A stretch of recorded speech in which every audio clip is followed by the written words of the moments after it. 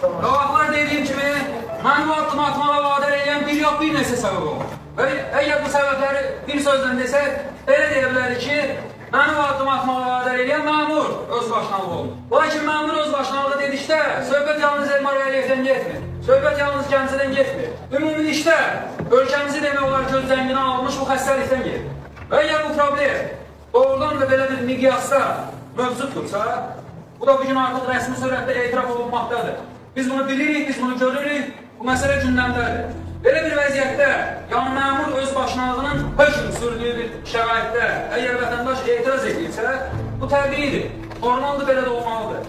Burada bir problem yoxdur. Problem nədir? Problem budur ki, niyə məhz belə bir forma?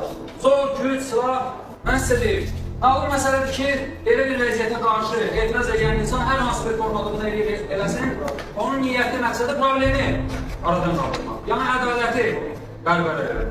Ədalətin bərqərar olması isə təəssüf ki, heç də həyatda bizim istədiyimiz kimi realizə olunur. Bizim istəyimizə bağlı olan bir şey deyil. Əhəmiyyətli məsələlər, xüsusilə əhəmiyyətli məsələlərdə ədalət heç də gözəl sözləri deməklə bərqərar olunur. Hansısa sivil hərəkətləri yerinə yetirməklə bərqərar olunur. Demək, İmam Şəmilin bir sözü var, deyir, bu sözü düzdür, ədalət haqqında deyil, azadlıq haqqında deyil. Sağ Rusiyasına qarşı müqavimət göstərir. Ancaq ədalət haqqında da söylüyor. Bu demişlər, azadlıq yalvar yaxırla əldə olunmur. Yalnız zorla, güclə və bəzən ədalətin də bərqərar olması məhz bu zor olur. Və əlbəttə ki, bu bizim xoşumuza gəlir. Zor, güc, xoşumuza gəlir. Ancaq məsələ bunda deyil ki, xoşumuza gəlir, yoxsa gəlmir. Məsələ bundadır ki, həyatın qanunudur, reallıq bəzən bunu bizdən tələb edir.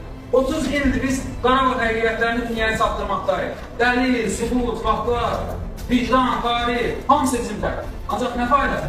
Heç bir faydası yox. Bəs nə vaxt oldu fayda? O ki, ordumuz sarıldı silaha, 4 gün içində bu problem öz həllini tapdı.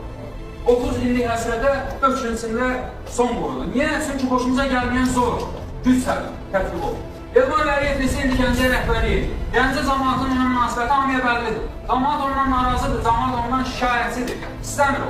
Ən aşkar, obyektiv səbəblərə görə istəmir. Ancaq buna baxmayaraq, bu adam yenə də öz işində, öz gücündə, öz çirkin əməllərində davam edir. Neçə ildir. Etiraz, şikayət, müraciət, heç bir xeyri yoxdur.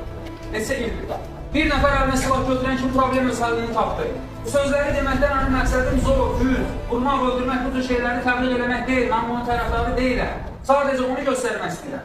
Ədaləti bərqərar eləmək üçün bəzən həyat bizi özü zor, güc tətbiq eləmək məcburiyyətində qoyur. Və bu o qədər təbii bir məsələdir ki, o qədər təbii bir haldır ki, dünyada bir çox qanunlarda, o cümlədən Azərbaycan Respublikasının Cinayət Məcəlləsinin son zərurət adlanan 38-ci maddəsində bu məsələ öz əksini tapır. Dünyada elə bir xalq yoxdur ki, o xalqın keçmişində, xüsusilə də haqsızlıq hökm sürdüyü hərfələrdə öz fəaliyyəti ilə seçilən və bugün qəhrəman hesab olunan insanların əməllərində cinayət olmaz. Bizim çox da uzaq olmayan tariximizdə görkəmli ictimai-siyasi xadim Ağabey Ağaoğlu'nun yaratdığı fədailər, sonralar Difayələr adlanan məxfi təşkilatın üzvləri, əlbəttə ki, biz onları qəhrəman sayırıq.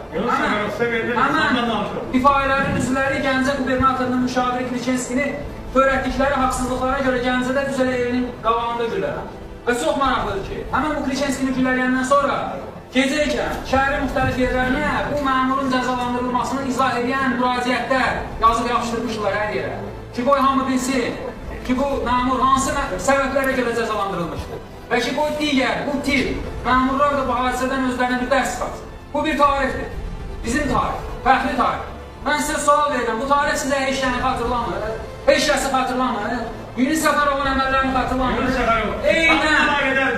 Eynən difayələr kimi məmuru cəzalandıran və sonra da bunun səbəblərini ictimaiyyətə çatdırmaq niyyətində olan Yunus Səfərovun əməllərini xatırlamır, əlbəttə ki, xatırlamır. Və yaxud difayələrin digər əməllərinə baxsaq, Qasaq nəbini götürsək, onun təşəkkül dəstəsini Əgər tam barədə danışıq, əgər biz onlara hüquq istəndə